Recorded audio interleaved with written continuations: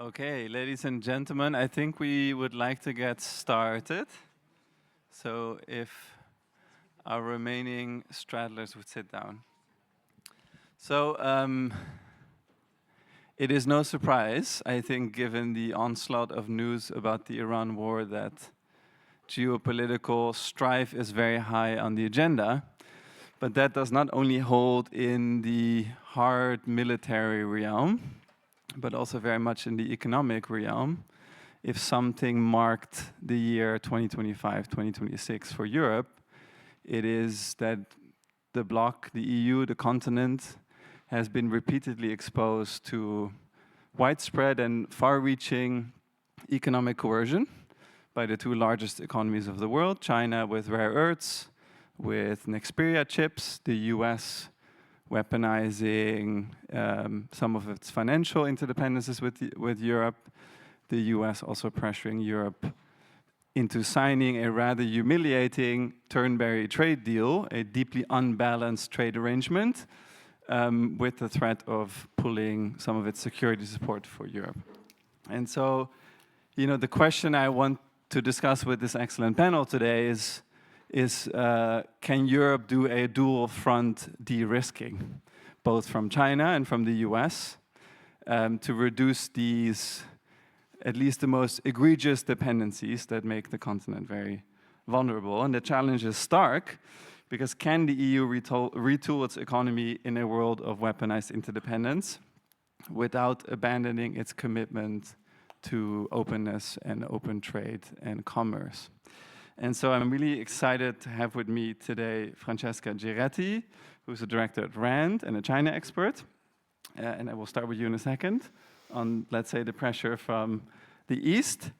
Maria Demertzis, who's a professor of economic policy at EUI, maybe to give us a bit more sense on the US. Hendrik Bourgeois from Mastercard, who I also have to thank already, and I will thank you again at the end for supporting this conference and the discussions today. You're very welcome. And Denis Redonnet, who's in the weeds of economic security at the Commission, I would say, in the machine that's trying to deal with all these pressures. So, without much further ado, I wanted to start with you, Francesca.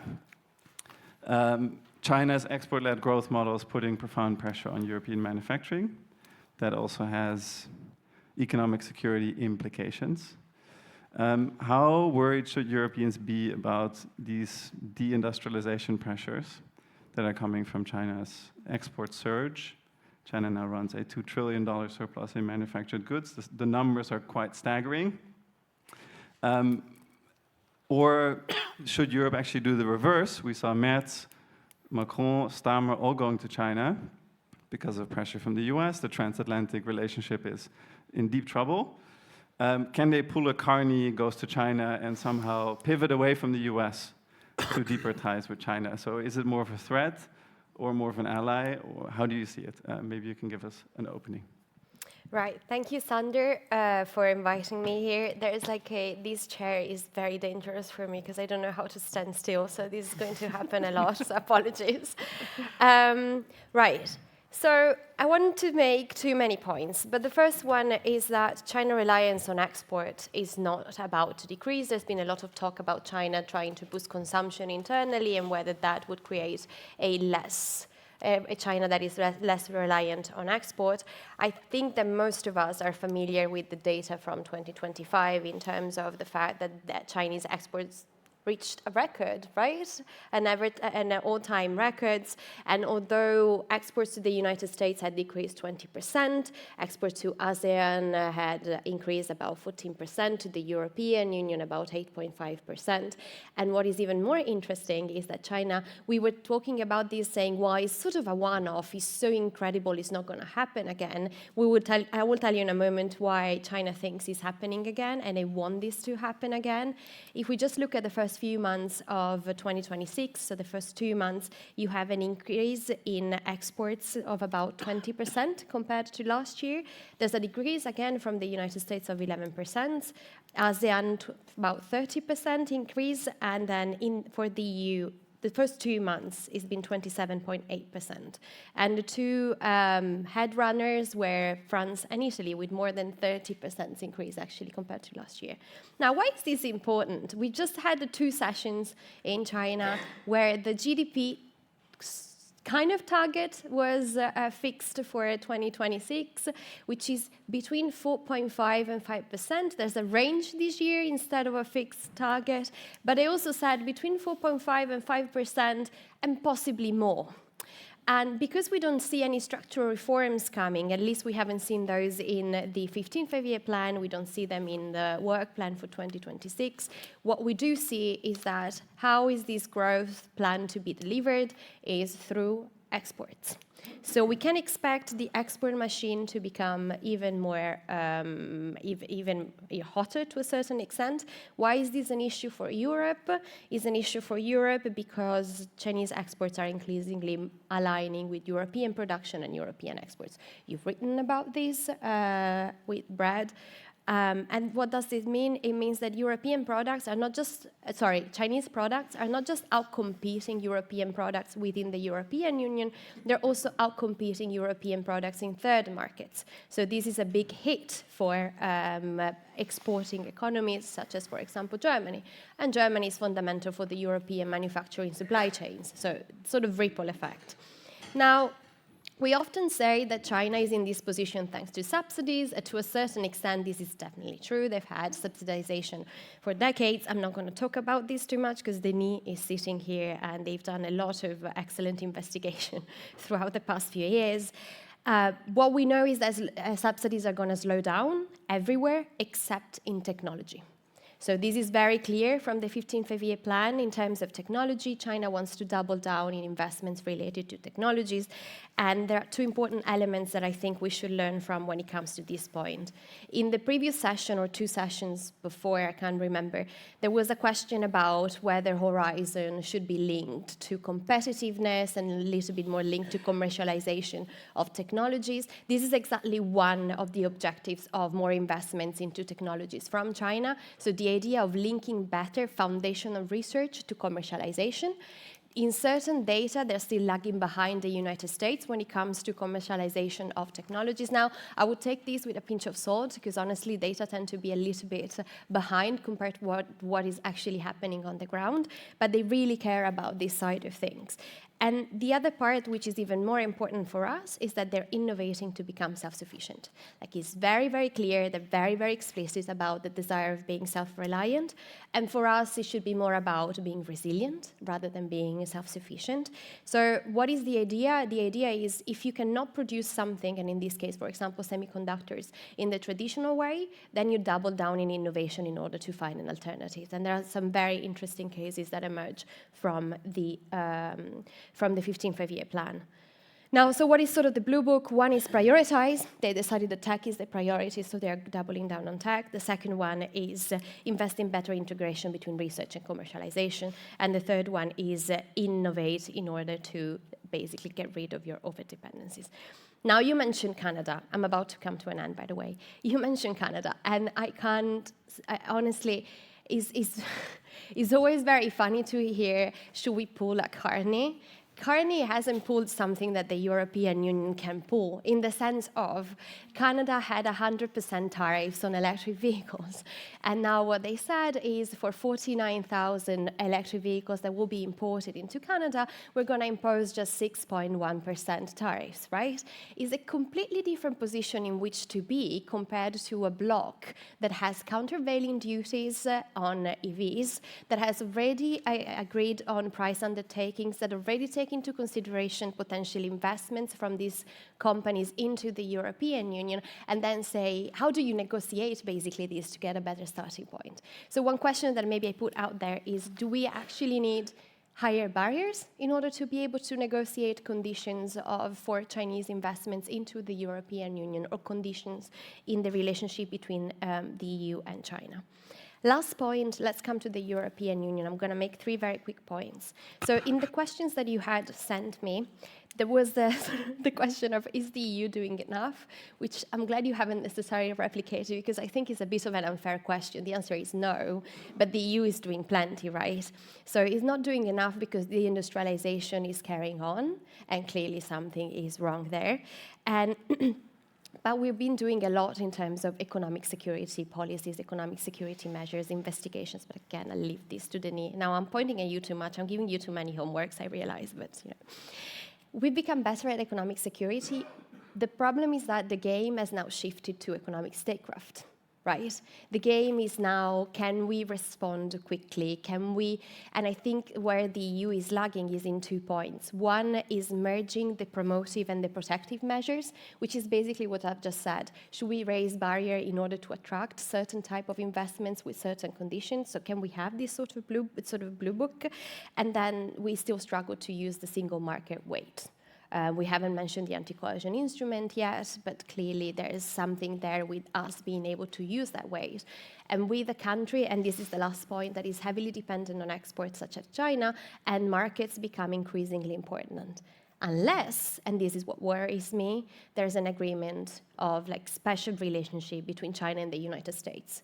Because then you have the ghost of the past of 2018, 2019, 2010, 2020, a little bit of what if they have a preferential agreement between the two of them, then we have 2 problems. Number 1 is that we need the United States as a market for our own exports. And if they actually have preferential agreement towards China, then what does that mean for us? And number 2 is we still need Chinese inputs. So what does that leave us in terms of leverage if they have a preferential agreement with the United States? I'm going to close with just one last thing, which is if we don't do something to kind of, I'm going to use a very loaded word in Brussels, which is level the playing field globally, nobody is going to do it. Smaller countries are looking at us. The United Kingdom always looks at, what is Brussels doing? Japan always says, well, the EU is such a big bloc. If they don't do something, we're not going to do much in that direction. So it is kind of up to us at this point. There's no one else left out there. Sorry, I was a bit longer than planned. No, that's fine. 2 very direct questions. Oh, wow. So you think Trump, when he goes to China, is going to try to cut some preferential agreements? How likely do you think that is? And second, on your last sally for action, what would be the one measure you would like the EU to take? Okay. Yes, to the first one. So I don't know how much the attack on Iran is going to destabilize now the relationship, but Xi Jinping is clearly very determined to stabilize the relationship with the US. And we've already seen Trump trying to strike a special deal with Beijing in phase 1 back in the days, and this is going to be even more probably wide-ranging. So yes, to the first question. To the second question, I'm not going to talk about measures anymore, because we have a lot of measures, so I think now is about using them properly rather than necessarily expanding the toolbox. Great, thank you. I want to move to the other de-risking front. It's called the United States, or let's call it the Donald Trump moment, as it was called in the panel before. Francesca just mentioned, Maria, that the US and the American market has long been an important offset in some ways for Europe, also from the pressure that's coming from China. If you look at car exports from Europe to the US doubled in the last 5 years, clean tech exports doubled, while European exports to China are more or less in full-blown collapse. But at the same time, the US is now imposing tariffs. There is a very unbalanced trade deal that is highly controversial, but Europe seems to have accepted the trade deal with these characteristics. So my 2 questions to you are, do you think Europe can de-risk from the US, given the pressure that it's getting, de-risk its most important dependencies, I would say tech, software, services, financial, on the financial side? Or do you think that Europe and the US are going to find a new modus operandi and get closer again? So just to get your sense from the American pressure, to juxtapose it with the Chinese pressure. Yeah. So thanks very much, Sander, and thank you for this wonderful event and for including me.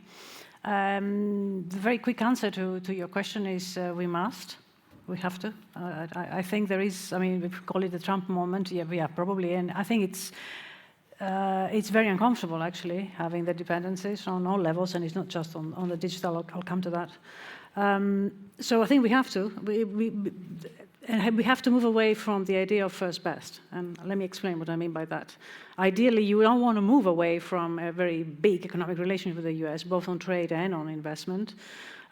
This is the biggest economic relationship that exists, and the idea that we are jeopardizing it is ridiculous. But it's not a choice. It's not that we're saying, okay, we deliberately jeopardize. It's happening to us through the tariffs and through many other things that pertain not just to economics. I think much more bigger problems that are happening to the US that are of great importance to us are things of rule of law, democracy. These types of things are undermining. They're much more important than the economy. They're completely being undermined, and they will be exported. And these are the things that we need to protect for. But let me come to a few more details, if I may. I gave you a very high-level answer, which is never fair, right? It's interesting you used the word humiliating deal, I mean, at the beginning. I don't think that's the right characterization of the deal. Certainly not how I would have designed. If I were to have a trade deal under normal circumstances, how would you design a trade deal? It wouldn't have been this. It is asymmetric, I agree with that. But the humiliation, what do you mean by humiliation? Did the European Union protect its interest in as much as it could, given the constraints? And the answer is yes. And let's go back to what I mean by that. Remember the purpose of trade. The purpose of trade is imports. That's what contributes to the welfare of our society. Exports is what we use to pay for it. But imports is that, which means that if we want to protect the welfare of our citizens, we need to protect the imports and the ability to import. So here is the graph of tariffs. I'm sorry, this is very small. This is what the US is doing to the world. This is what the EU is doing to the world. So the EU is protecting tariffs, is protecting the ability, is not using tariff in order to protect the ability to import. The US is imposing 40% tariffs on China, across the world on average just short of 20%. The US is not protecting the welfare of its own citizens, yeah. So what do you mean by humiliating? Who is humiliating whom here, I think? So given the circumstances and the form, let's underestimate the form is what it is, yeah? I think that was the best thing that we could do to protect the welfare and the ability to import. So if I may, I'm being a little bit provocative here, but I think that's important because the North Star should be what is our best interest. What is the best interest of the European Union, given the values, and everybody's talking about values here, and I think that's absolutely essential, yeah? But we are moving away from first best to think that we can do better than this, I think is difficult. And the question is, okay, where do we land? I mean, and that's the thing that we should be discussing, exactly where we land, and it comes now to your question on de-risking, yeah? In the short term, there is no other option than de-risking, yeah? Not decoupling. I'm not a fan of decoupling, and decoupling would go a very long way against our own principles of openness, which is really the DNA of the EU. But de-risking, we have to and we must, because the dependencies are so uncomfortable in an era where everything and anything can be weaponized. Look at Xperia, look at Iran. Everything is weaponized, whether it's geography or whether it is a small chip, everything can be weaponized. We can't afford to be open to this, yeah? Energy, the digital slack, Christina is here, she will tell you more about this. Defense, finance, payment systems. What about the global financial safety net? You recently wrote this paper on the repos. The repos are not swap lines, yeah? Can you imagine if we now go through a crisis, whether the US is going to extend swap lines? The EU has used huge swap lines during the financial crisis of the order of magnitude of 500 billion. I mean, these are a huge amount of money. Can we count on swap lines with the Fed under the pressure that it is now? And it's not just the EU. I think the EU and Europe can probably deal with liquidity, but about the world and how these shocks proliferate. I mean, these are very uncomfortable relationships, and they're all being challenged. So we need to de-risk. But that is the short term, and that, in my view, will protect us. Again, what is the best interest? It will protect us. In the short term, we need to protect itself. On the understanding that we are going to do less better, we are going to be less better off as a result of that. It's not that you can have the cake and eat it, yeah? When you're de-risking, you're going back on optimal results and you're doing something else, yeah? And de-risking means two things. It means diversify, and it means relying a lot more on your own 2 feet, which means basically the internal demand argument that Draghi made so vociferously in his report, and that we all know, of course. Yeah. But in the long term, I would advise against this, the temptation first to escalate, which is the tariffs and everything else. It's a risk. The end game, if you're driven by the end game, what is the end game here? Escalation? We all know that this at some point will have to de-escalate.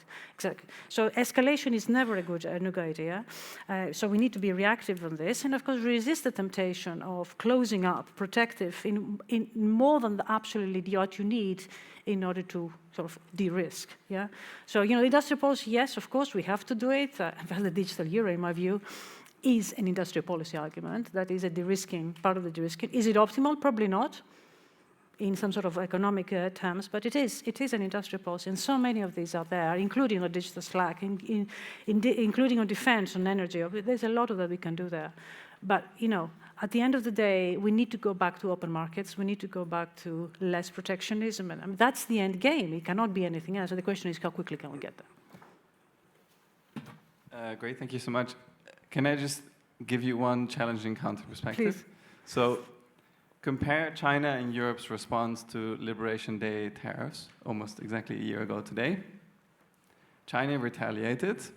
China also deployed its long-honed rare earth monopoly that it knew it could deploy as an export choke point. And it got Trump and the Trump administration to back down significantly from its original aim of having 60% tariffs on China. We're no longer even at 40, it's more in the 30, low 30 range now. So, and Francesca was laying out that Trump may, in some ways, give even more concessions to China in a few weeks if he goes. Europe, on the other hand, did not retaliate, nor did Japan, nor did others. And we were originally in the Trump plan going to get a 10% tariff rate. We end up with 15. So if you just look at it from the moon, you would say, is it always the right strategy not to also push back if the goal is to end up with less protectionism? We have one big difference here with China, and that is the Ukraine. We have war at our borders, yeah? And we depend on the US for this. You're not optimizing with regards to one variable. There is a bigger picture here. Ukraine is the answer to your question. I mean, I don't know that I'm right about that. But if you are depending on Ukraine, on the war stopping at Ukraine and not coming in, then you are going, and you depend on satellites in the US and also on ammunition. What pushback are we talking about here? Yeah, game over. Fair enough.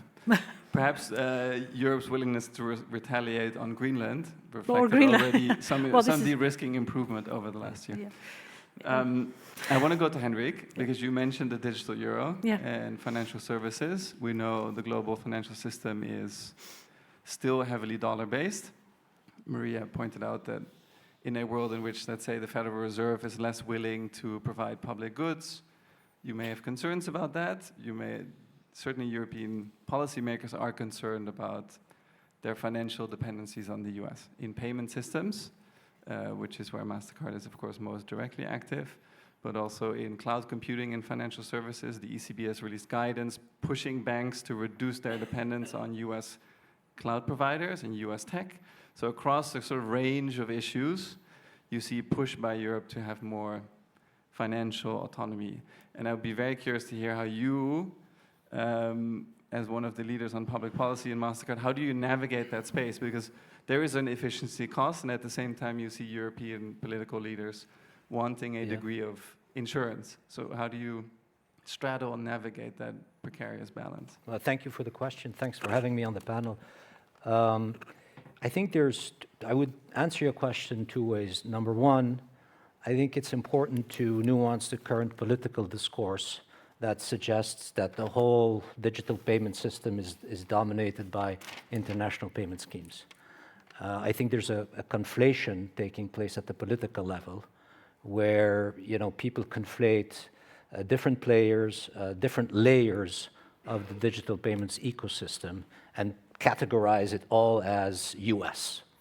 And in reality, when you look at the details, it's important to make distinctions between payment schemes, but also payment rails and the underlying infrastructure, digital wallets, processors, acquirers. It's quite of a complex picture.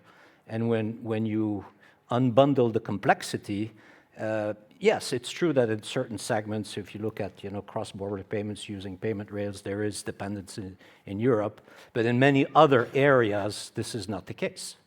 For instance, if we look at the company that I represent, in a number of very important large domestic markets, France and Germany, for instance, Mastercard is the challenger to incumbent domestic card schemes, without a doubt.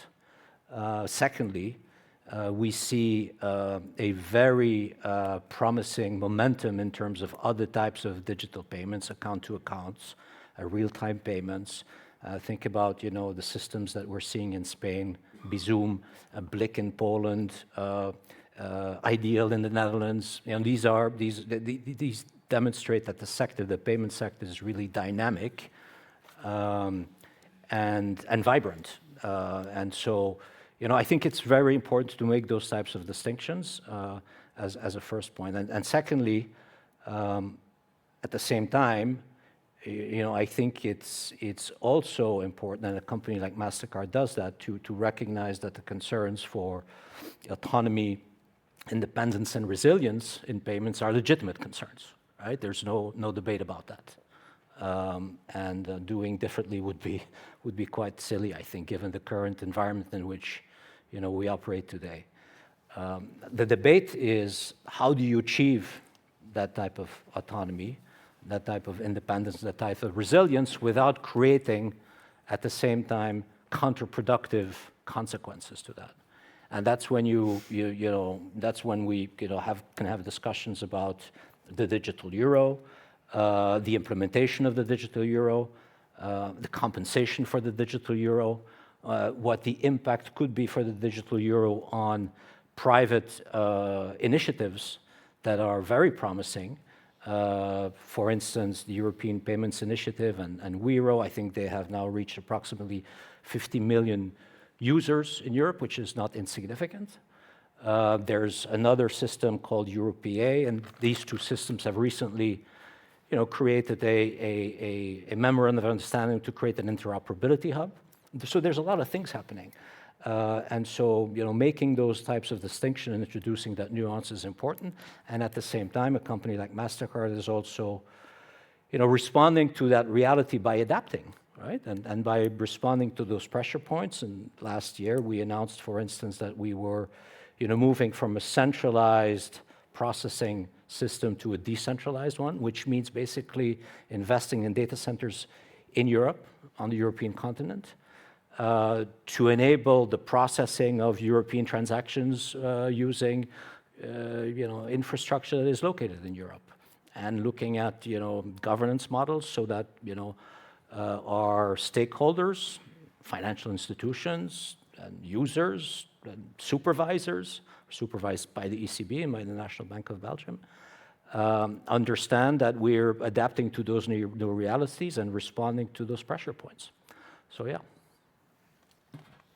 Just maybe one follow-up question, or maybe two. So there's the digital euro as the kind of flagship ECB Commission project to also avoid that Europe's younger generations start using dollar-denominated stablecoins, which are rapidly growing. I think the estimate is that they're going to grow to a market size of 3 trillion by 2030, maybe even faster. So there's almost a dollarization concern of the European economy. How do you look at that debate, and do you think it's justified? Actually, Maria and I were talking about that just before the panel began. This argument about the need to develop a working and well-adopted digital euro to counter the risk of Europe being overflooded with dollar-based stable coins is a recent argument.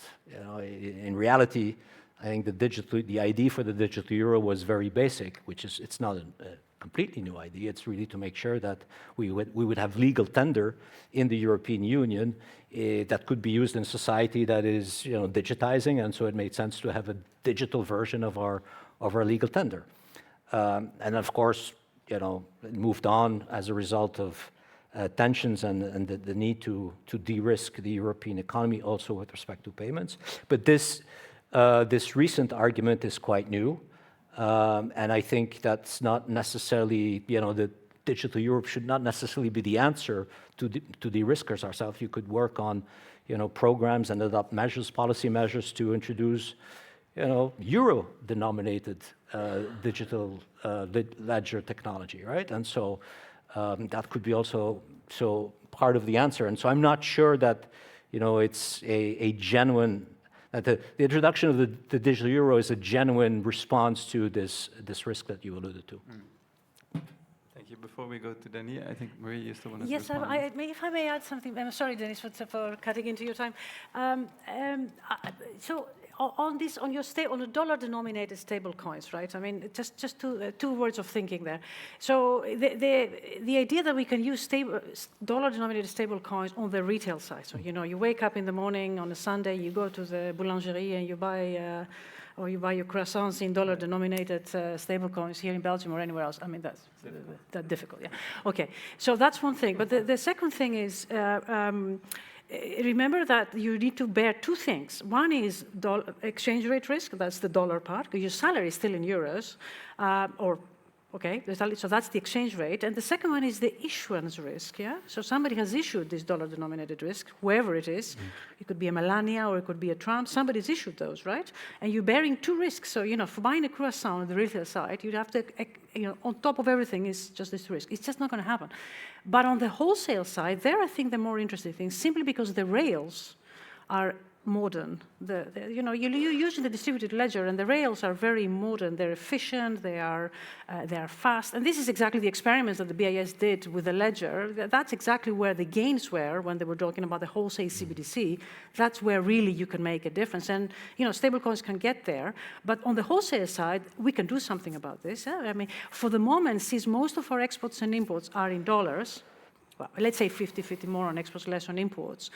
There is a problem there in terms of the stablecoins taking over on the wholesale. But if we were to sort of modernize all our payment systems, which we are rapidly, on the retail side and on the wholesale side, I really think that problem of denominating our trade in dollars, which could be facilitated by the stablecoins, will be reducing. Yep.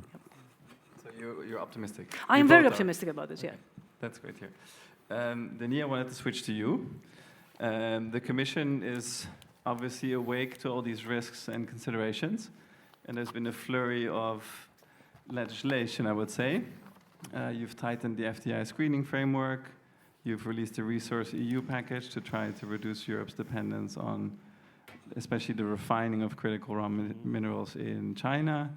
And this month, there's been the Industrial Accelerator Act to introduce local content requirements in a number of industrial sectors as a counterweight to the pressure from China's export-led growth model that Francesca was laying out.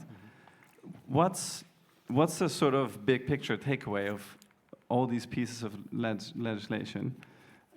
What's Europe doing? Are we focused enough on the autonomy side, or is it tilted still too much to the openness side? So if you take the IIA, unlike China itself, unlike the US that had more stringent local content requirements, Europe, true to its open DNA, has said that in principle union content includes all 76 FTA partners. So very open to most of the world.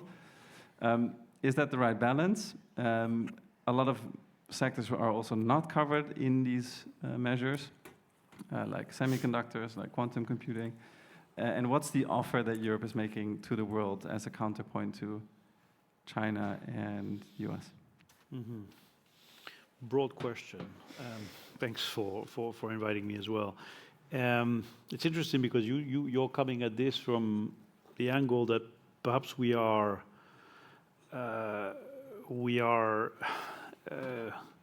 foregoing our autonomy on the altar of efficiency and openness. Still, it's very interesting because very often we are accused exactly of doing the contrary.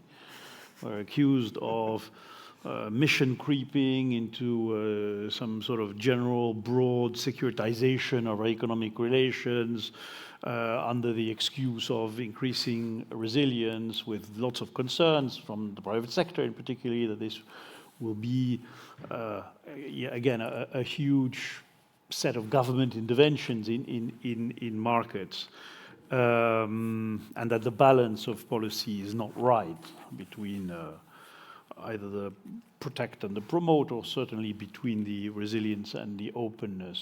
So it's interesting because at least in aggregate, it can't be both at the same time. So I don't know where we are on the spectrum between the two. Everybody will be the judge of that. Maybe it's a bit reassuring if you're seeing it in this way, because if others are seeing it the other way around, I could easily argue that maybe we're in the middle and maybe we're not in such a bad place in terms of calibrating and finding the balance. But of course, it's much more complicated than that, because it depends on the policy areas. You were mentioning the fact that in the recent package of policy proposals, the Industrial Acceleration Act, there is some sort of a blind spot on, I guess, emerging tech. These are things that are governed in many different ways through many different sectoral instruments, either on the hard cybersecurity side, on the promote side. You know that there will be a package of proposals on digital sovereignty coming, which is itself a complicated concept and set of policies to handle. So I think, yes, it is difficult to see the overall construct, because there are many, many different policy tools that are being reoriented or repurposed. But you are right that I do agree that it is a question of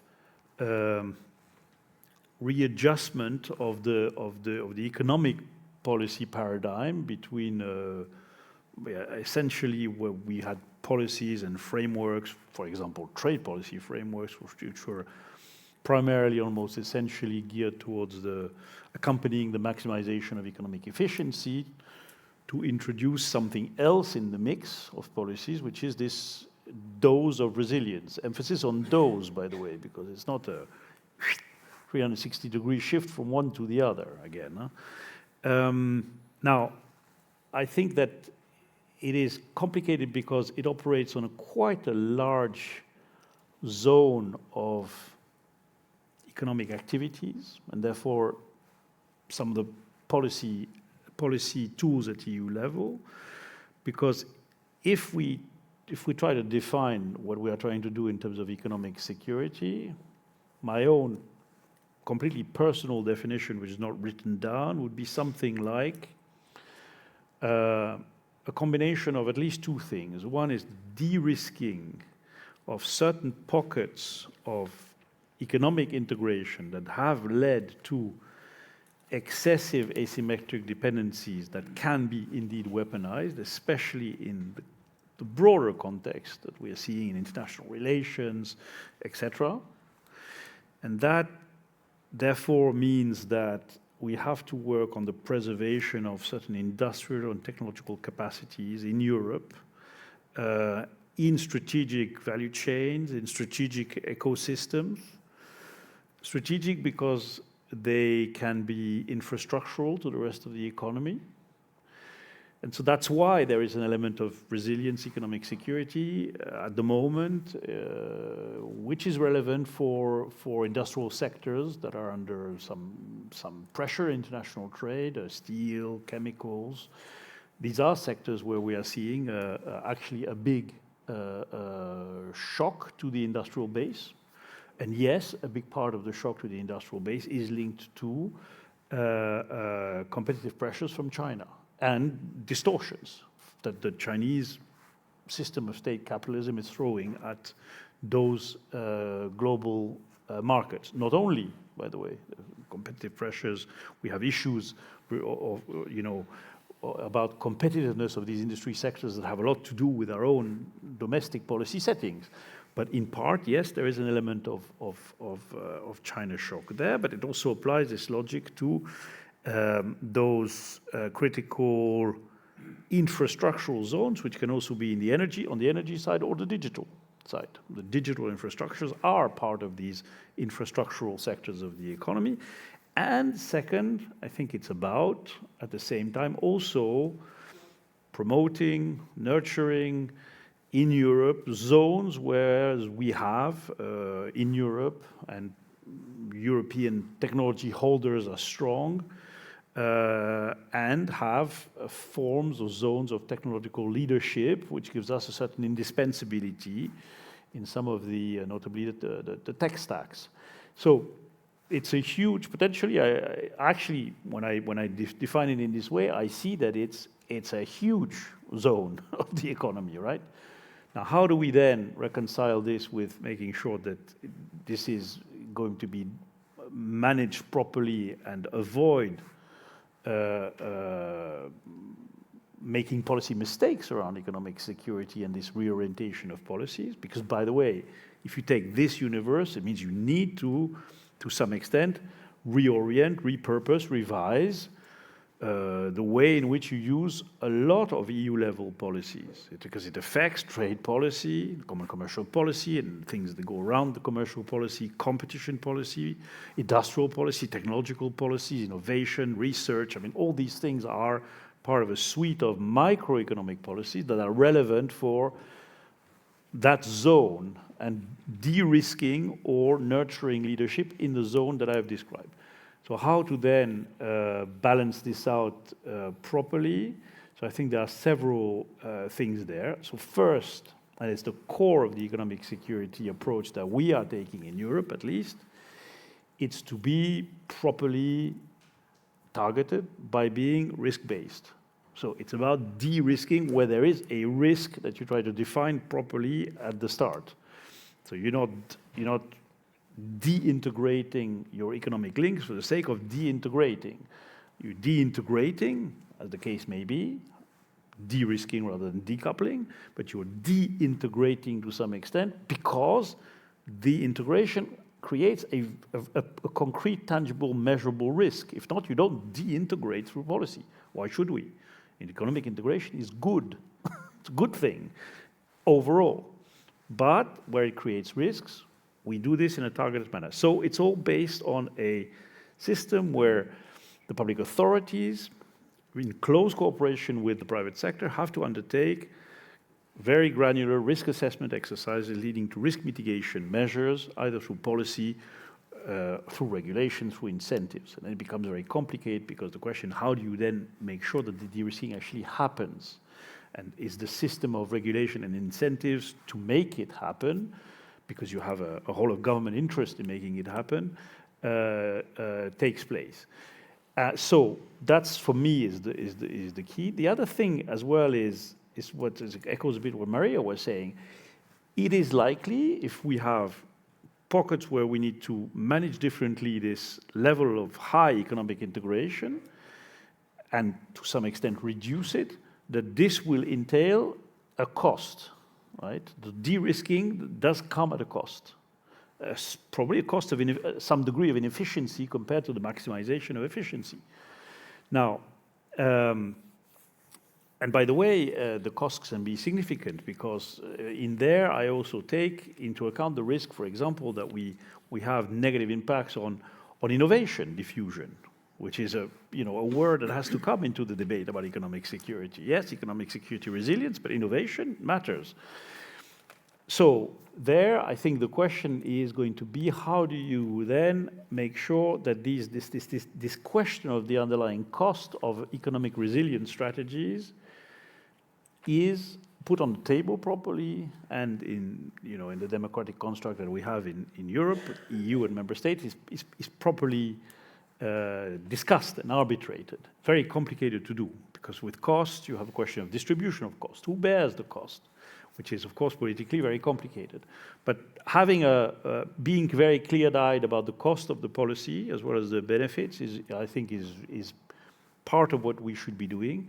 And finally, there's the whole question of not just the what you do, but the how you do it. So the governance question is really complicated in this area. And this is something where you may have seen that in the recent Commission communication on economic security of last December, a lot of focus is placed on that, not only, but is also placed on that, because of course, at the EU level, you have to lay it out, because we're not a unitary state, so we have to organize our governance explicitly in this area. And because, therefore, it requires to work very differently between the EU institutions and the member states' national governments. Why? Because these policies actually are not just all taking place at EU level. It's a suite of things that are done at EU level with competencies that are lodged at the EU level and national policies, particularly when a lot on the promote side relates also to national policy settings. So if you want all this to make sense, you need to have, of course, a policy being taken at 2 levels of government, not just 1 level of government, and that requires a lot of effort in terms of governance. I'm not going into the detail of what it means in terms of what we have proposed, how we want to change the way in which we interact with member states, but there's a big chantier there.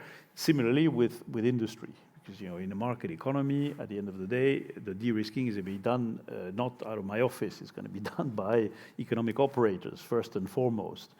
So therefore, the whole question of how we work differently in this space and a sort of traditional way in which the EU regulates, let's say, for framework type legislation and regulation, that's also something that requires a lot of effort, a lot of attention, a lot of innovation probably. I mean, we have to find a way to co-construct this economic security set of policies and changes and adaptations with the private sector in a whole different way that we have probably done, in other fields previously, because it is likely to be much more granular in terms of what needs to be done, the data analysis that needs to go into this, etc., etc.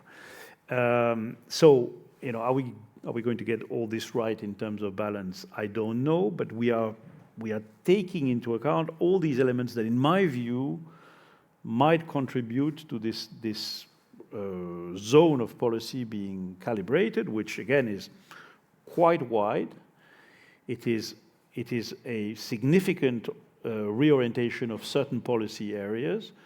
It's not, by the way, all of our economic policies. And there is a difference between economic security and, say, broader questions on level playing field, competitiveness, etc. We should not, it's a bit like what Hendrik was saying, we should sometimes not conflate everything, but actually it's better to have a bit of conceptual clarity in all this. We're trying to have conceptual clarity, avoid mission creep, increase efficiency in execution. That's the agenda, and there's work to do.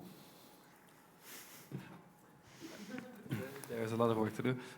Yeah. Can I ask you a question on the interplay with the member states in 2 dimensions? Mm-hmm. So, in the Industrial Accelerator Act, it is foreseen that the Commission would have, by delegated act, so by Commission decision, the power to exclude a trading partner from the definition of union content. In other words, if a trading partner is treating the EU very badly or is enacting economic coercion in a way that we don't want to trigger the anti-coercion instrument, the Commission can say, kit from that country no longer falls under our industrial policy programs.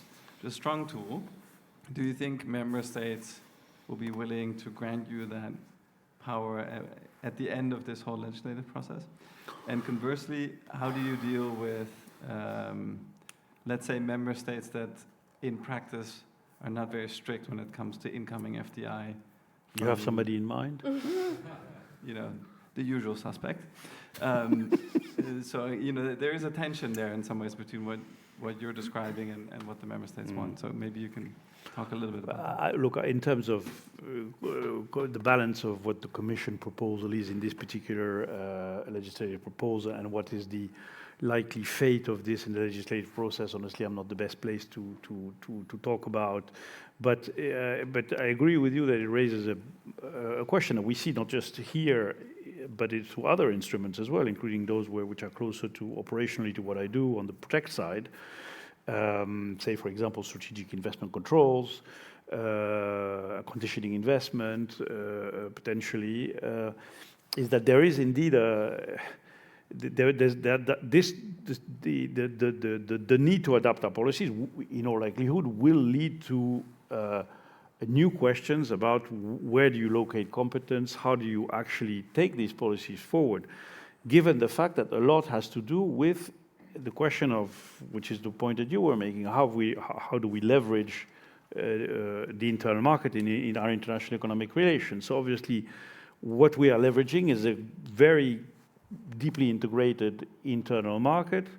It's very difficult to, in many, many areas, to conceive of economic security at the national level only because of the depth of the economic integration that we have achieved as a union, right? Through the deep integration of trade value chains inside Europe, but also through through investment. So inevitably, for me, there's an element of inevitable Europeanization of these policies. Now, then the question becomes, how do you do that? How far do you do that? There will be, no doubt, resistances towards more Europeanization. But in some cases, you know, in the EU, we can also be innovative. I mean, if I look at, you know, there's one other example that comes to mind, which is not on the resilience side, but more on the statecraft side, if you want, which is how do we protect our sovereignty, for example, against the risks of economic coercion. And if you look at the statute, the regulation that has been created at EU level, it's an interesting institutional innovation because it's somewhere between foreign policy and economic policy, and it operates on the basis of decision-making processes that are entirely sui generis, actually, if you look at it. So I think it's again, not being a unitary state makes it much more complicated. It's a huge challenge. I'm not underestimating this at all. But I also remain hopeful of our ability to be creative in how we Europeanize solutions. Yeah, just very quickly, because I do agree that EU policy in economic security is more complicated than in a unitary state, but I also want to debunk this a little bit in the sense of if you look at unitary states, and not necessarily, with the exception of China and the United States, are not necessarily doing a great job in economic security either, right? So the internal tensions of different departments having different objectives, different political directions, different stakeholders in terms of the private sector and so on and so forth. So if we take the United Kingdom, he's definitely done a lot of step forward in terms of setting up the economic security agenda, but there are a lot of difficulty in actually using it. So it's true that the two levels of regional union and member states is definitely an added obstacle. I'm not saying it is not, especially in terms of competencies between what is national security, trade and investment competencies. But it's also true that we shouldn't overestimate how easy it is within a unitary state to actually, I think economic security is difficult because we haven't done much of it in a very long time, because the pain, again, is not high enough quite yet. And so it's just difficult to do because of that. Can I maybe ask one follow-up on this? Because we were talking about the US and China. To you, Francesca, what are the weaknesses of the US's approach to this? In terms of economic security, so, you know, are there lessons from the Biden experiment with the Inflation Reduction Act to try to get onshore clean tech, the Chips and Science Act to try to onshore chips manufacturing, now the Trump experiment of putting tariffs on everybody, including an island where only a few penguins live? You know, there's been a big focus on this in the US. Europe is, as Denis was laying out, anyway following a different route. Do you think that Europe could do it actually better, in theory, than both the UK and the US? Can you stop asking me questions? Like, is Europe doing enough? Can Europe do better? Yes, Europe can do better, obviously. If the question is, should Europe use China's blueprint or US blueprint, then the answer would be largely no. Obviously, in the case of the two examples that you've mentioned, the IRA and the CHIPS Act, there are some interesting lessons learned in terms of having long-term messaging. What are the targets? Where, in terms of committing large amount of money to a certain objective. Obviously, we do share some of the challenges. The administration changes, and then the targets change, and then how do you measure how effective that industrial policy was when it was live basically only for 2 years. But there are lessons to be learned in terms of how to fast-track some of the interests and use these measures in order to put a proper weight, and we've mentioned the single market as one of those. Now, I wouldn't count Trump's tariffs as economic security. Probably maybe economic statecraft, but I'm not going to fall into this trap. So definitely I would say these two things. So first of all, just because China and the United States have been getting results when it comes to their approach to economic security doesn't mean it's the right approach for the European Union. However, as I mentioned before, there are a number of things that are useful. One is prioritization, and in part the Industry Accelerator Act does some of this prioritization in terms of sectors. The second one is having long-term objectives with the right signaling and not retracting those signaling. So if you are into the green transition, then you are into the green transition and you're not going to backtrack on that. The third one is committing money. And then finally, as I said before, as Denis said before, is being creative. And I think for the Digital Act 2.0, the idea of these risky vendors, risky actors being expanded further is an interesting way of discriminating against these risks without necessarily discriminating against the whole country, right? Great answer, thank you. Very clarifying. I think I'm going to open up the floor in a few minutes for questions, but I don't know if the two of you still want to react to some of the points. Maria? If I may, just to pick up on this economic security argument, actually, on something that Denis said on the coercion, an argument on the coercion and governance issue. There are some very difficult discussions that we need to have. What do we mean by critical? What is critical? And in what terms? Yeah, is it economic terms, is it security terms? But you need to decide, yeah? What is critical and define that, right? And let me give you an example here, because I spent a little bit of time in the past few months reading about Xperia, and I've just written something on this, and I wanted, there's many things to learn from Xperia, but a few things that actually jumped out of here are the following. The first one is that critical technologies and choke points are not the same thing, huh? Because Xperia produced the most standards of chips. It just happens that they're ubiquitous. They're everywhere.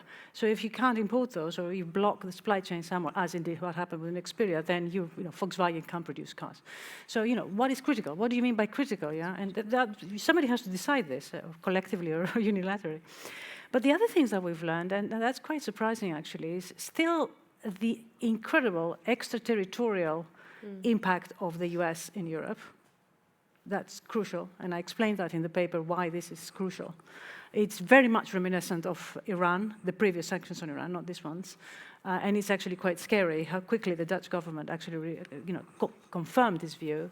I think that's important. And then the other thing that I want to bring here is the fact that the lack of coordination at the European level is quite astounding.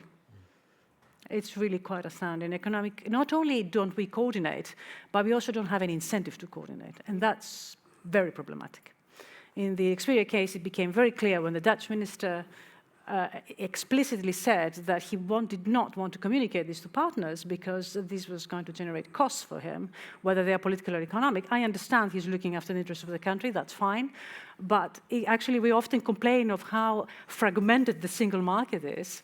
In occasions like this, we realize how interdependent we are, how actually integrated we are. We saw the knock-on effects of the Xperia scandal. These are these are very concrete issues. Solve those issues, decide what you mean by critical, coordinate, find a governance structure that Denis talked about that works. You cannot have something like this generate quite such a big trouble for us. What are you going to do with defense? What are you going to do with the dollar? What are you going to do if the debt goes belly up in the US? Huh? The transmission mechanism of a debt default in Europe is going to be catastrophic. Huh? Let's be clear about this. So, transmission mechanism, do we understand transmission mechanism? If in Xperia we didn't understand, do we understand the rest?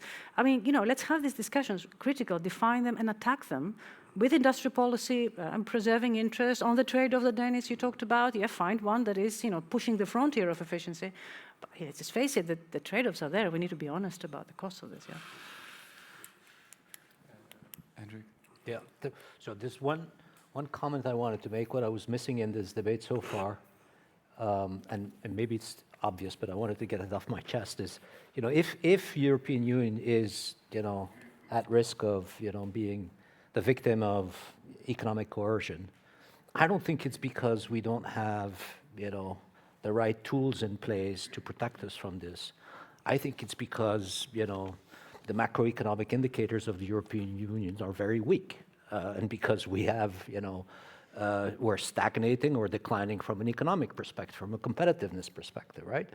And so I'm afraid, my concern would be is that we would divert our attention and our scarce resources and our priorities and our political capital to finding solutions to protect us from, or to ensure that we can de-risk this and that sector, and that we lose track on working on the core issues, right? Which is really to beef up our economic muscle so that we can assert it, right? The less economic muscle we have, the more difficult it is actually to be relevant. And if we are subject to potential weaponization of technology or whatever it is, it's because we lost technology leadership. And so, for me, the real debate is how do we regain competitiveness, growth in a world that is completely different than what it was 20 years ago, where economic interdependence was at the time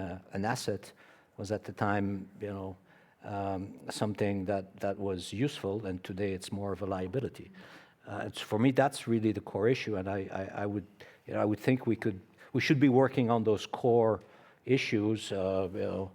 The everlasting construction site of our single markets in digital space, in the defense space, in the financial services, for sure, where there's, where we're sitting on trillions of euros in savings that could be allocated to value-adding investments to deal with, problems of innovation in the digital sector, problems in the defense sector.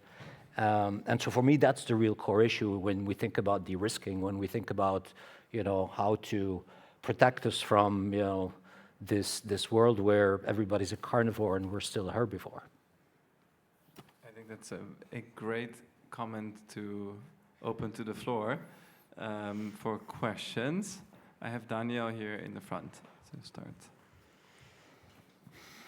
And if you could please introduce yourself for the Daniel Gross, Cornell University Institute for European Policymaking. Now, I'm an economist by training, so I somehow have difficulties relating this discussion to the economic facts and reality as I see it, at least. Let's start with the deindustrialization of Europe. I will end with very quickly with two questions. With deindustrialization of Europe. Right? Europe has a higher share of industry than the US. It is declining everywhere. Question to Francesca or Denis, does it make sense to declare that the EU would actually increase the share of industry in GDP when it's going down everywhere? And then on economic statecraft. The literature, empirical literature on economic statecraft is that it's mostly not working. Right? You have an immediate impact and then substitution sets in. And then I think the results we have from the Trump tariffs are it's not only doesn't work, it's 90% self-harm. So why should we stop the US from doing self-harm? Right? I just don't see it. Let them shoot in their own foot, and we say we will do the same if you. Doesn't make sense to me. But then it comes to European statecraft. Let's take the automotive industry, battery electric vehicles. Now we had a tariff, although we had a very large surplus in trade in battery electric vehicles. And now the tariffs were transformed into minimum price agreements. That means we are paying the Chinese, we are allowing the Chinese to increase prices. Just for Volkswagen and Anhui, no? This is not an across-the-board deal, just to be clear. Just for one car type. Okay. Factual correction. But so is that statecraft? Is that the way to get a stronger industry here? So I'm asking just what we sell as statecraft, does it actually have the impact we want? And do we actually want to increase industry in Europe? Great challenges. I think this is more for the two of you to give a few quick counterpoints. And then I want to take some other questions. I can make a couple of quick reactions. when you say that economic statecraft, by and large, if you follow the literature, will fail, I suppose you mean you conflate economic statecraft with the question of economic sanctions, right? Now, economic sanctions, yes, I mean, indeed, the literature is pretty clear, although, of course, I mean, over time, you know, if you abuse some form of dependency and weaponize it, well, others are going to find a way to de-risk one way or the other. So yeah, no, I agree, but I think here we're talking about economic sector a slightly different way, which would be the way in which we actually combine different policies which go way beyond the question of, let's say, restrictive countermeasures. I'm thinking, for me, I think about economic statecraft much more in the integration between, you know, what we call the 3 Ps, the partner, protect, promote, and having different policies, European, national, work in sync in a different way. So I'm thinking about something different, but I don't disagree with you in terms of, you know, imposing tariffs. Is that great? No. As an economist, I also agree. Now, so that's one thing. And the other thing is on the.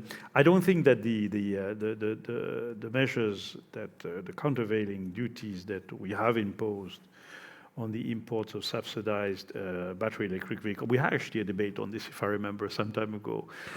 On China, it's not an economic statecraft measure. I mean, it is a pure level playing field measure to deal with a factual reality, which is that when we took the measure, it was very clear that we were faced with a distortion that was going to lead to very, very aggressive non-market-based acquisition of market share by Chinese exports in the BEV market in Europe, and we believe that we have a legitimate reason to have recourse to normal trade defense instruments, which are level playing field instruments. They're not things that you do, that you impose to somehow escalate a protection in order to de-escalate at some point later a protection and enter into some sort of transactional play. I mean, we're not transacting or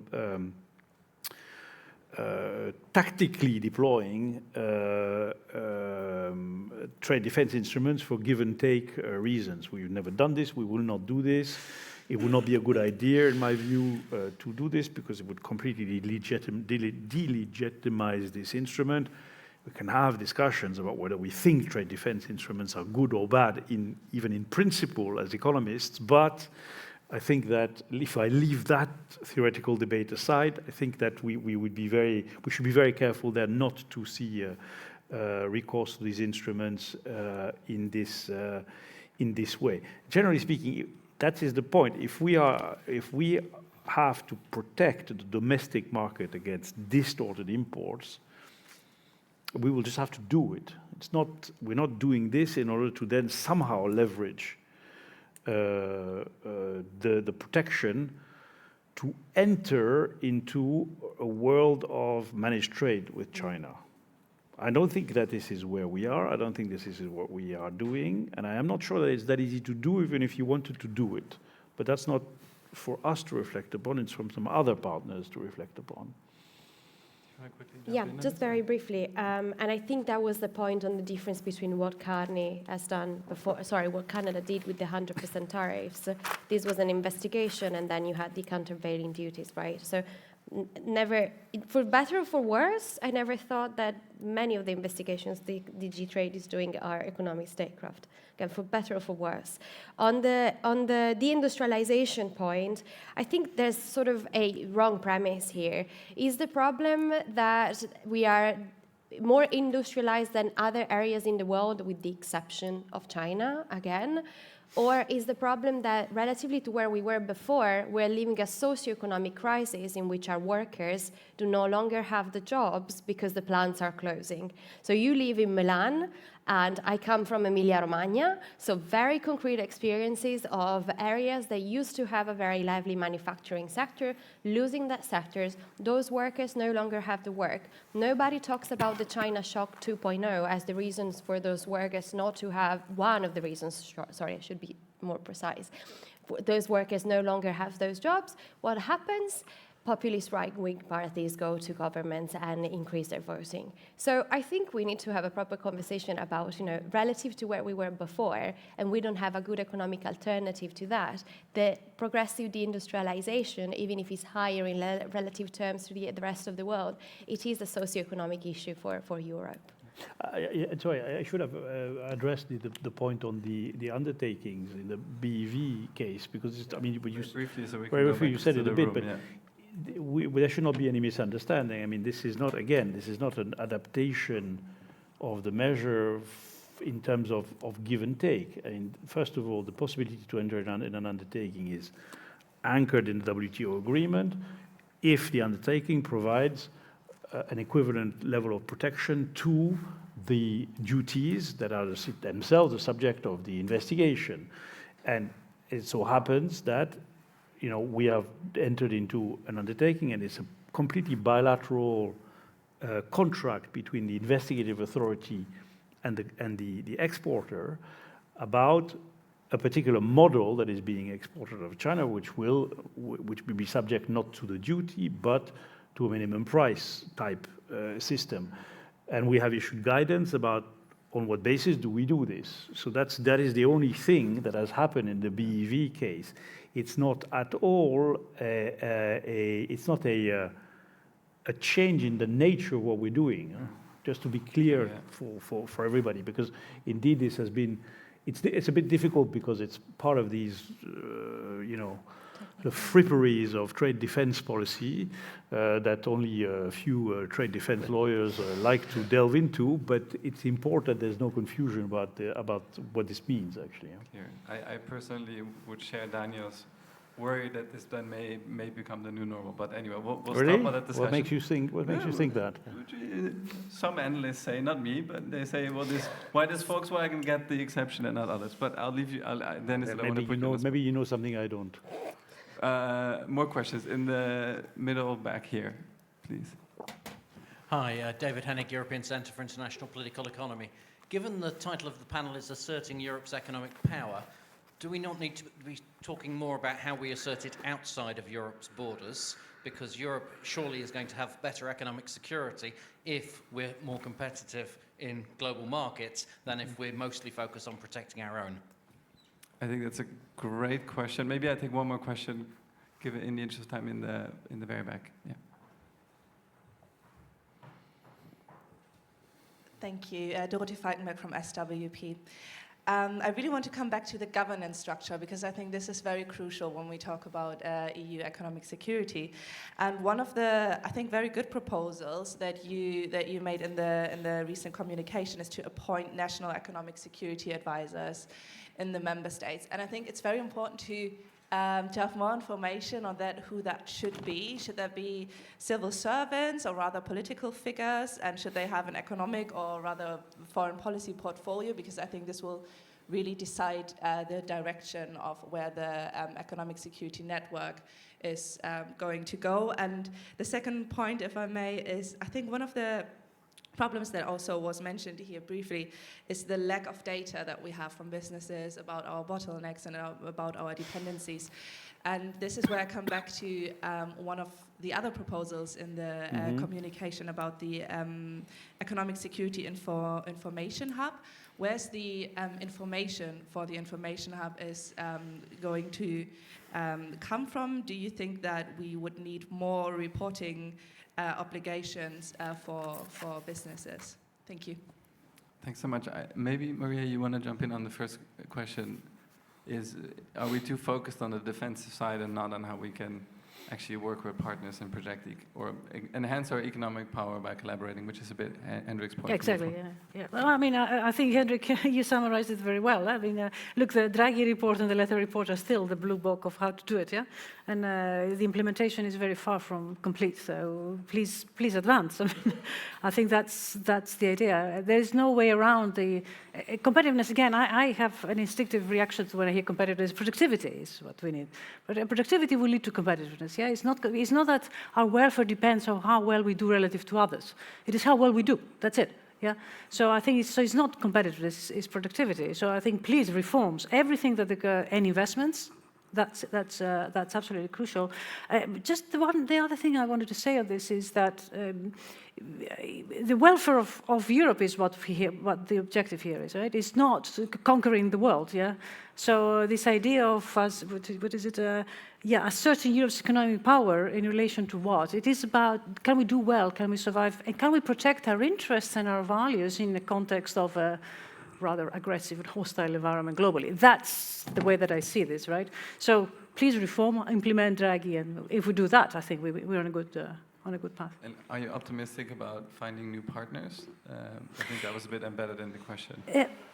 Oh, okay, then I did not understand that. I think you answered very much one part of it, but I think there's also a question of what do we do with our neighbors, the rest of the world? Sorry? Oh, yeah. Yeah, well, you look, I mean, yes, the deals, the trade deals, but not as a substitute for multilateralism, right? Because at the end of the day, how are we going to solve climate with bilateral deals? I mean, we need China, we need the US, we need everybody on climate, right? Yes, the trade deal with India is great and very welcome, but it's also very small in terms of economic value, right? I think what we need to get right is our relations with China. And I think we discussed this before, actually, I think, Sander, you and I. China and the US is what we need to get right. And in the current circumstances, the US is not engaging, and China is just following a different business model. The question is, can we find a common denominator that is big enough to solve the big problems, including climate? Yeah, just very, very briefly. And it's just a comment on, I would be very interested to see how negotiations, if, for CPTPP and EU relations go on. CPTPP is a very interesting case in general. I just wanted to then make one more comment, which is about economic intelligence gathering, and Denis will have a lot more to say about this. But China has imposed export control licenses, and in order to provide those licenses, they've asked information from companies regarding supply chains, right? And in doing that, in part, not entirely, but in part also to know where it will hurt most in the future to impose export-related restrictions. So it's not just that we don't have the information ourselves, is that we have an information gap compared to someone who is willing to use that information against us. There's a question here in the front.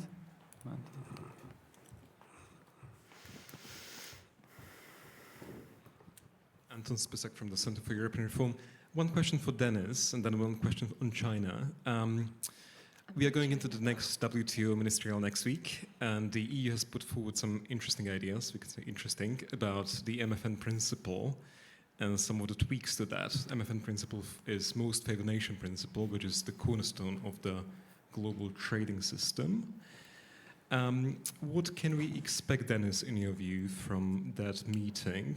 And is the EU's position on MFN, which is to tweak that, essentially, sort of indicating the EU is essentially giving up on a really important principle of openness, or is this kind of misreading it all? And then a broader question of China. It seems to me that some of the structural factors behind all of this discussion on security, which is the Chinese economic model, industrial policy, currency manipulation, weak consumption, we can go on, are very difficult to solve in the absence of some kind of global macroeconomic adjustment. And is it too much to hope for that advanced economies in the world can get together at some point and discuss this in a cooperative manner, or is this just kind of naive? Maybe that's for Maria. So there was one more question. I think I will take that, and then I return to the panelists one more time. Hi, James Green with the Center for European Reform. Picking up on the mention of indispensability earlier in the discussion, I think the clearest example where Europe is indispensable is with chip-making equipment and ASML. And I'm curious your perspective on what are one or two sectors, products, technologies where you think Europe can become indispensable in the short to medium term. I think these are, there's one specific question for Denis. Maybe we start there, you briefly answer that, and then we do a round to all of you on the China challenge, maybe the US challenge does need to be solved differently. And so yeah, I think that's the way to do it. Okay. Maybe you want to respond to this. So last intervention, so I do it all in one go, yeah? Okay, fine. Okay, if you, that's what you want. But I think I just wanted to say one thing, because I think the question on that was posed on the governance aspect, just on the idea of having inside national governments a function of national economic security advisor. So this is in discussion between us and the member states. We'll see how all this takes shape. But the idea is that there is something fundamentally cross-departmental about some of these issues. And we have seen this through the whole exercise of risk assessment. So if we don't have people at the center of government somehow who are able to break away from the instrument-based approach to a different way of looking at the question of risk assessment and risk mitigation, we have a governance shortfall. So that's the logic. And on the question of information and data, there are two different things there, or there are many different issues, but one is, first and foremost, are pulling together a whole range of informations inside the EU institutions, between the EU institutions and member states, and then there's the specific issue in this area of having firm-level data, including on things which are creating difficulties in terms of business confidentiality, etc., and how we go around this. On the question of the WTO and the MFN principle, just say this. So our view, and it's been, by the way, it's not from yesterday. Huh? It's been a while that we've been absolutely convinced that in order to continue to shore up rules-based trading system, that we need to reform the WTO in a pretty fundamental manner, not at the margins. And this is why we have, over time, formulated ideas, proposals to the membership to approach this question. What we are saying in the recent submission to the WTO membership on this specific point is that we just have to be mindful and accept that the balance of rights and obligation that is implicit in the WTO as it stands, the contract has not been reviewed for decades. And therefore, there is something to be discussed here because, of course, things have changed. Hasn't been basically, the balance of rights and obligations was set out in 1995, okay? And in the case of China in 2001, with the contract, that is their accession protocol. It's a long time. Things, the global economy has changed quite a bit since then. So that is where we are. That is the starting point. That is the basis of engagement, in our view, on the track of a proper WTO reform process with the membership, and we will see what the ministerial conference can achieve on this in Yaoundé. And just one final point. You were talking about. Who was talking about cooperative approaches? That was also you. I am convinced that in this whole space of policies, non-cooperative outcomes are going to be overall much more costly than cooperative outcomes.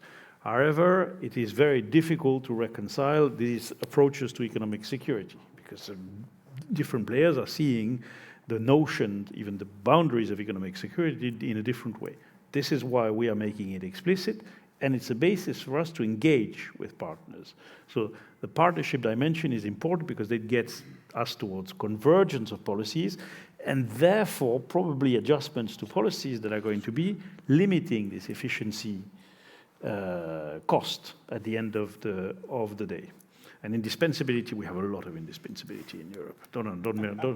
Lots of technology holders in all kinds of places, in those that you don't even see. It's amazing, actually, how Europe is full of technology holders. That's a very optimistic note. One more observation, Denis, a compliment to the Commission. Your point on is the balance between protecting and openness, right? I was struck by the fact that when the IAA was released, in Germany, the newspapers were screaming, this is the worst protectionism ever. In France, the newspapers were screaming, this doesn't go far enough at all, Europe is weak. And I thought, okay, then you've struck the exact right political balance. So congrats on that. Yeah, we're good at making people unhappy. Exactly, everybody's equally unhappy. Maybe one more round with Francesca, Hendrik, and Maria on the last 2 points. Isn't this more about global macroeconomics and Europe's indispensability? Some hope, maybe, like Denis gave us. Some hope. I'm the wrong person. So I'll pose a question back to you, which is something that I've been trying to understand.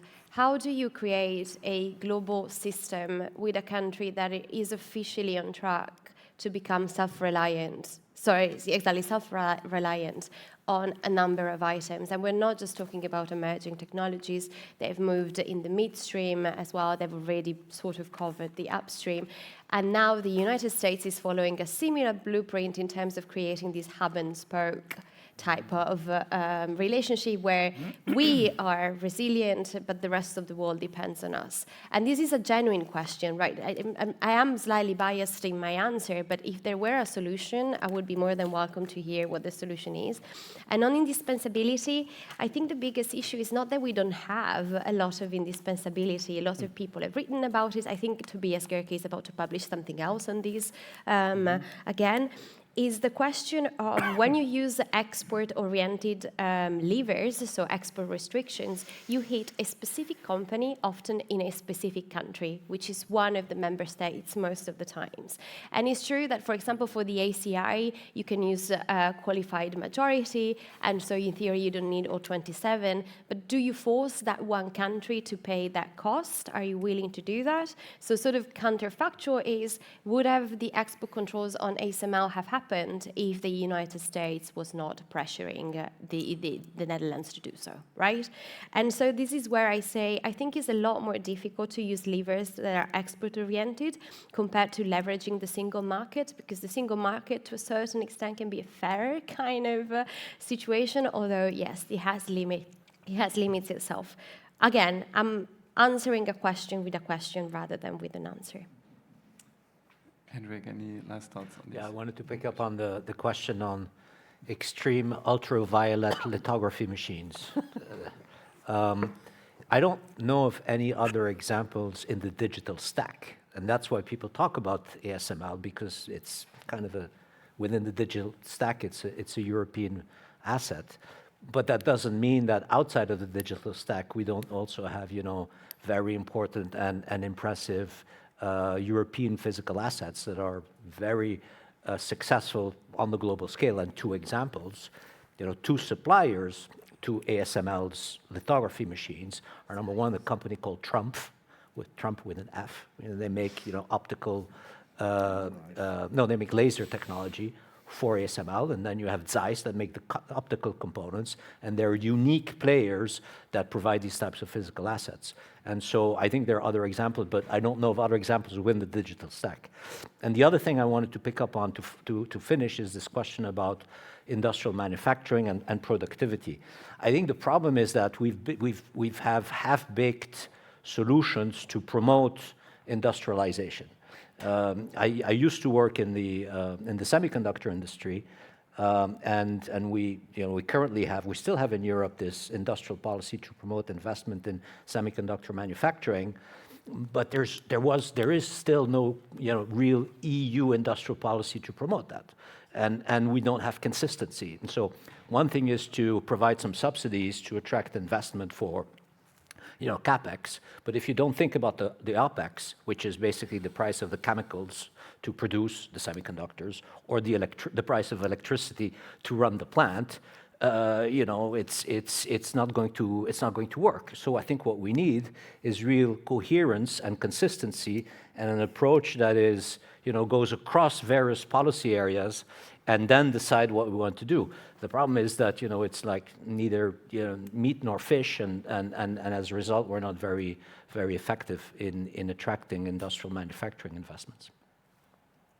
Great, Maria, to you the last word, and after that I have very short household announcements on the next step. Maybe just on the macro, because that's on the rest. I mean, I don't have much to say, but I mean, you know, unfortunately, the macro environment right now is not very conducive to any cooperation, right? On top of which, we also have potentially another cost of living issue. The ECB has already revised this interest rate path upwards, which is unbelievable if you think about where we were at the end of the year on the interest rate path. So this is quite astounding. Even the Fed has now revised it, so a slower reduction of interest rates. There's other issues in the US, but I think that's an important. So you know, we need to see whether there's going to be a next cost of living crisis, which of course is entirely regional and needs to be managed at the regional level. And then the last thing on the macro is the role of the IMF. The reason why we got into where we are right now in economic security, you know, this stemmed really from this global imbalances issue, right? So we need to rethink how we can coordinate at the global level when it comes to imbalances, and what do we mean by that, and you know, what are the mechanisms for correcting for them in much more peaceful ways than the way we're correcting for them right now. Well, there's supposedly an IMF report coming out on this, so perhaps that provides a way forward. I think it's in the board somewhere. So 3 announcements. First of all, after this is over, you're all very welcome and invited for drinks and a reception outside to celebrate the CER's birthday. Second of all, I would like to thank Mastercard again for allowing us to meet today and have all these great strategic discussions. You're very welcome. Thank you. Very well. Thank you very much. Thank you. And third of all, I want to thank this panel for a very rich journey across the globe. And how Europe is doing economically, and also with a view on our security. So thank you. An applause for you.